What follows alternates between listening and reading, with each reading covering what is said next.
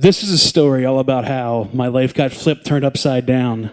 So I'd like to take a minute, just sit right there. And I'm going to tell you about how I had it up with this diva, not little, white shepherd husky that now runs my entire life. My aunt volunteers and helps out with a local dog rescue. She also has a print shop. I used to print t-shirts for her. So I'm hanging out one night, I'm printing t-shirts, and she gets a phone call from the rescue. Hey, we have a problem. We pulled too many dogs. They only pull dogs that they have fosters for because they don't have a shelter. The dogs, most of them come up from Alabama. They go to a foster home until they get adopted.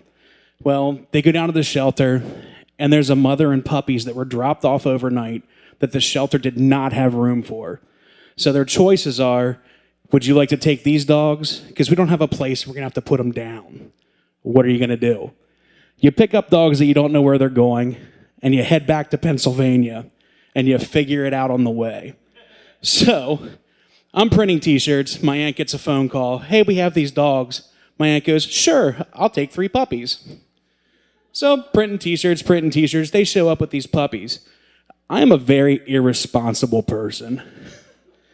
I'll be 40 next month. I'm a man-child. I buy toys. I have roommates, but I take care of my bills and then think basically about myself. I am not responsible enough to have a dog. Then they show up with these dogs. They're pulling the dogs out of the crates, and they pick up this little white ball of fluff, and they go, here, take this inside. And I get this dog, and I pick her up, and she nuzzles in against my beard, and she licks my ear, and she falls asleep.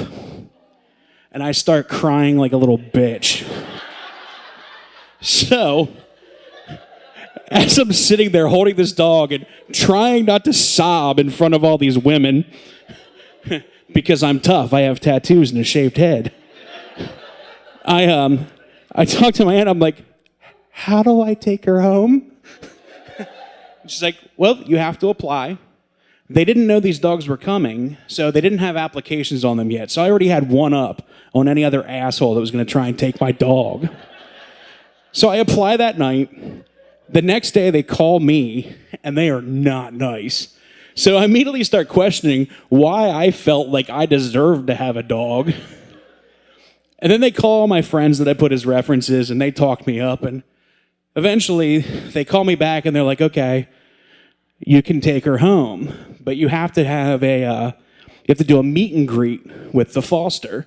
Well, the foster is my aunt. And little did they know, but I had been spending every extra minute that I had at my aunt's house the previous week playing with this dog.